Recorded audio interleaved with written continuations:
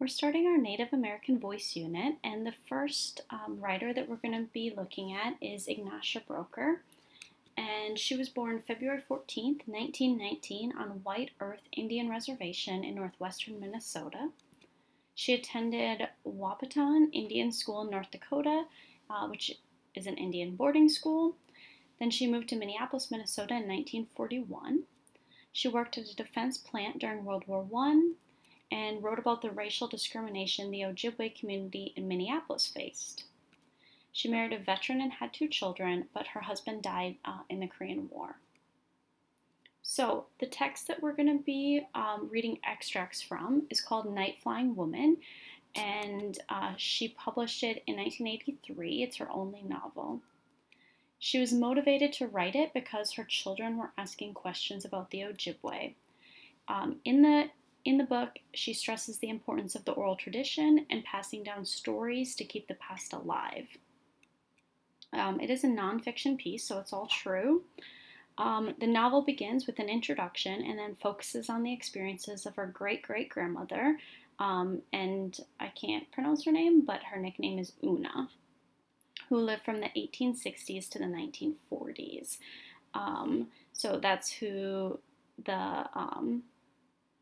even though it's Ignacio Broker's writing it, she's writing about her great-great-grandmother and what has been passed down to her about her great-great-grandmother Una. What we're going to do is you guys are going to choose a topic that you want to focus on. So there are extracts from the novel that focus on beliefs. And so if you want to read about the beliefs of the Ojibwe people and compare those to your own, you would choose that. If you want to read about children, how they're customs and traditions around children and how they're viewed and treated and raised, and compare that to your own culture, you can choose that one. The customs and traditions of the Ojibwe, and then compare it to your own. You can choose nature, how they view nature and treat nature in comparison to yourself. Older generations, how they view them, treat them, and then compare it to your own culture, or roles and responsibilities of the Ojibwe have for women and men and children, and then compare it to the roles and responsibilities of people in your own family, or just kind of in society today. So what you'll see when you open up the assignment and you choose the topic you want to focus on, you'll see your topic at the top, and then kind of our driving question is, how can I use my own culture to help me understand another culture, and in this case, the Ojibwe culture. So in this left-hand column, you're going to see the extracts from Night Flying Woman. And so what we're looking for in this column is textual evidence, and I want you to highlight what you learn about, and so this is my example one, so it's about communication in the Ojibwe culture and the importance of the oral tradition, but yours will say whichever one of these topics. And so you're just going to go through and you're going to highlight whatever it tells you to highlight. Try, kind of the less you highlight, the better, words, phrases, enough to that you can just glance back and see it, but if you highlight too much, then you just have to reread the whole thing.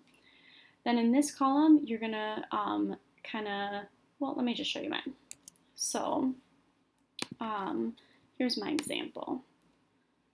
All right, so I noticed that it says these children are again honoring the old people by asking them to speak. Okay, so what I learned about communication in the Ojibwe culture and the importance of oral tradition, that the children are honoring the old people by asking them to speak. And how do I see that in my life? Well, I took a video of my grandparents telling stories so that I would have them after they passed away. So again, asking the older people in my life to speak, to tell me things. And so the claim that I can make or could make about communication in the Ojibwe culture compared to my own is that we both value what older generations have to say, what they have to teach, what they have to tell us. I like other older people will search my memory and tell what I know. My grandparents were happy that I asked and they were willing to share. Older generations in both cultures are willing to share what they know. I myself shall tell you what I've heard my grandmother tell, and I shall try to speak in the way she did and use the words that were hers. So my grandma used to sing this drinking song, and I tried really hard in elementary school to learn it. I still know it today, but it's definitely not appropriate to type. So in this case, just a claim I could make is about the importance of memory in both cultures and trying to remember what people have told you. It has always been the custom for us to tell what must be passed on so that our ways will be known to the Ojibwe children of the future.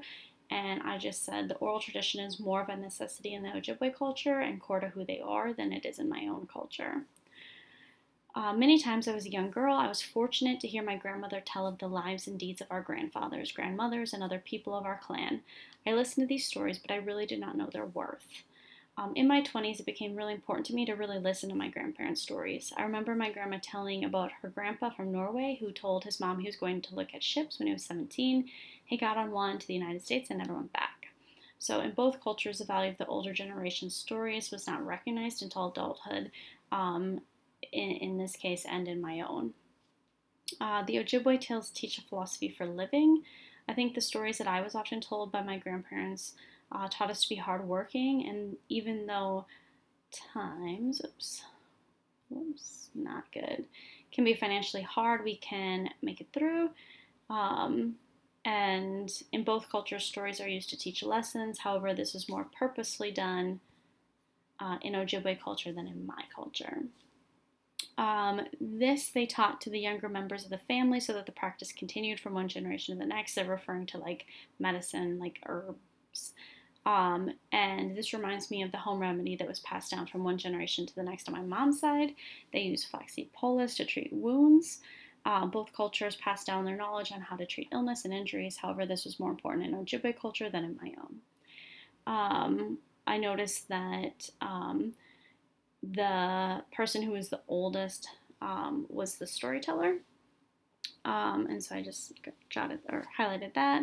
And then people talked to her about things they saw and did. Oh, so this is when Una was a baby, and people would go out of their way to talk to her, even though she couldn't understand them. So my mom watches my daughter once a week, and my mom's really good at talking to her all day. I'm confident this helped my daughter's language development. The claim I could make is that both cultures understand the importance of communicating with babies to help them learn.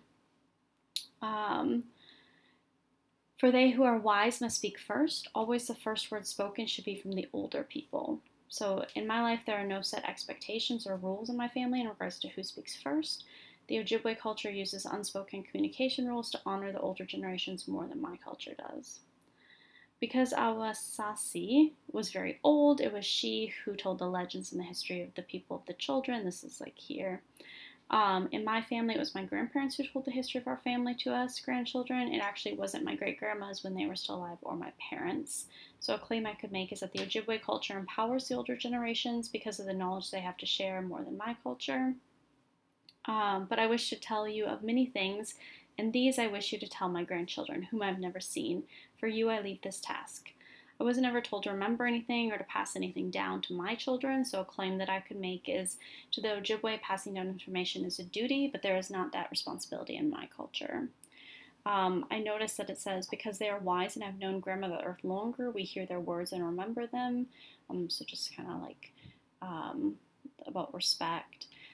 For they are the words of the grandmothers and grandfathers who are before us, thus the young hear what they must teach when they become the old ones. So in my life, I've noticed that my mom has taken on her mom's role by telling family stories since her mom passed away. And a claim I could make is that the importance of the oral tradition is more important in the Ojibwe culture than in my own. Never as a child without the spoken words of the old ones. My grandparents were very involved in my life, but I don't think they tried to discipline me or teach me life lessons very often.